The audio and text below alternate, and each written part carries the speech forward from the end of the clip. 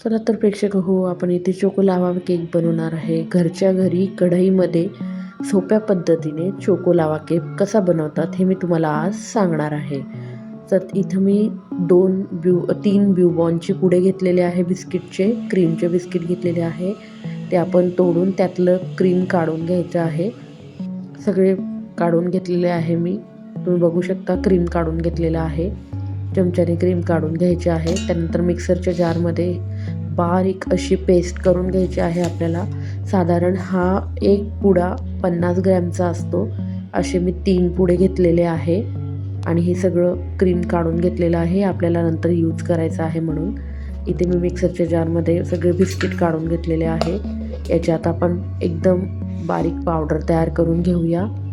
त्यानंतर माझ्याकडे एक ओरिओ बिस्किटचा पुडा होता, तोही मी यामध्ये यूज केलेला आहे. त्याचंही मी क्रीम काढून घेतलेला आहे. त्यामध्ये 6 बिस्किट येतात एका ओरिओच्या पॅकेटमध्ये. 10 ग्रॅमचा असतो तो. त्यानंतर बारीक पूर्ण पेस्ट करून घेतलेली आहे. तुम्ही बघू शकता बारीक अशी पेस्ट काय आपल्या यामध्ये गाठी पडू नये म्हणून आपण ही पेस्ट गाळून घ्यायची आहे. तुमच्याकडे जी गाळणी असेल बारीक त्याने आपण ही गाळून घ्यायची आहे. गाळल्यानंतर अगदी छान पेस्ट होते आणि मग आपल्या मिश्रणामध्ये एकही गाठ राहत नाही किंवा लम्स राहत नाही. तुम्ही बघू शकता किती बारीक छान पावडर झालेली आहे. इथे मी हा छोटा चहाचा कप असं 1.5 कप दूध घेतलेलं आहे. हे मी दूध तापवून रूम टेम्परेचरसाठी सेट करून घेतलेलं आहे. मगच ते यूज केलेलं आहे. थंड दूध वापरायचं नाही आहे फ्रीजमधलं आणि एकदम गरमही दूध वापरायचं नाही आहे. नॉर्मल टेम्परेचरचं दूध इथे आपल्याला वापरायचे आहे. आता आपण छान मिक्स करून घेऊया. इथे मी 1.5 कप दूधचा यूज केलेला आहे. तुमची जशी पावडर जसं क्वांटिटी आहे तशा पद्धतीने तुम्ही दूध घेऊ शकता. कोणतेही दूध घेतले तरी चालते, गाईचे म्हशीचे कोणतेही चालते. तुम्ही बघू शकता कन्सिस्टन्सी जास्त घट्टही नाही आणि जास्त पातळही नाही. आपल्याला हे केक आता वाटीमध्ये करून घ्यायचे आहे.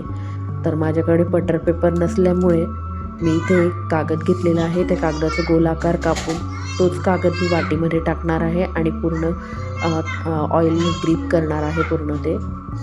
वाटीलाही आपल्याला आधी खाली ऑइल लावून घ्यायचं आहे.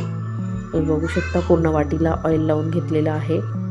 त्यानंतर बटर पेपरलाही आपल्याला, म्हणजे बटर पेपर तर नाही आहे, आपला जो कागद आहे त्यालाच आपल्याला ऑइल लावून घ्यायचं आहे. इथे मी पिठी साखर टाकलेली आहे. 3 चमचे पिठी साखर टाकलेली आहे मिक्सरला बारीक करून. इथे मी 1 चमचा बेकिंग पावडर टाकलेली आहे. अगदी थोडी टाकायची आहे कारण मिश्रण आपलं थोडं आहे त्याकरता. त्यानंतर अर्धा चमचा बेकिंग सोडा टाकलेला आहे, खाण्याचा सोडा टाकलेला आहे. तो चांगलं थोडंसं त्यावर दूध टाकून आपल्याला मिक्स करून घ्यायचं आहे मिश्रणामध्ये.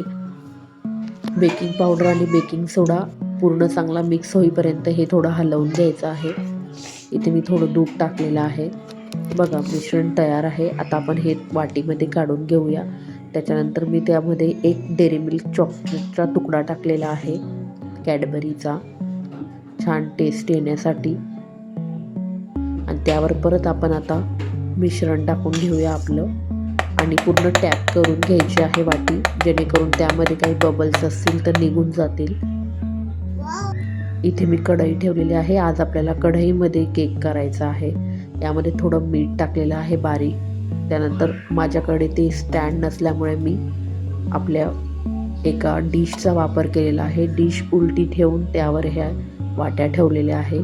घरच्या घरी सोप्या पद्धतीने आपण हे केक बनवू शकतो. इथे आपण झाकून ठेवून 20 ते 25 मिनटं हा केक करून घेतलेला आहे. तुम्ही बघू शकता. एक आपण नॉट टाकून किंवा तुम्ही सुरीही टाकू शकता, आपल्याकडे जो चाकू असतो तो. आणि हे गार्निशिंगसाठी मी शूट करायचं विसरली. गार्निशिंगसाठी वरती मी 2 डेअरी मिल्क घेतले आहे. त्यात थोडं दूध टाकून मी ते गॅसवर मेल्ट करून घेतलेले आहे आणि ते पूर्ण अशा केकवर पसरून घेतले आहे. त्यानंतर माझ्याकडे शुगरची बॉल होते, त्याने मी थोडंसं गार्निशिंग करून घेतलेलं आहे. तुम्ही बघू शकता किती छान दिसत असेल. नवनवीन रेसिपी पाहण्यासाठी सबस्क्राईब करा.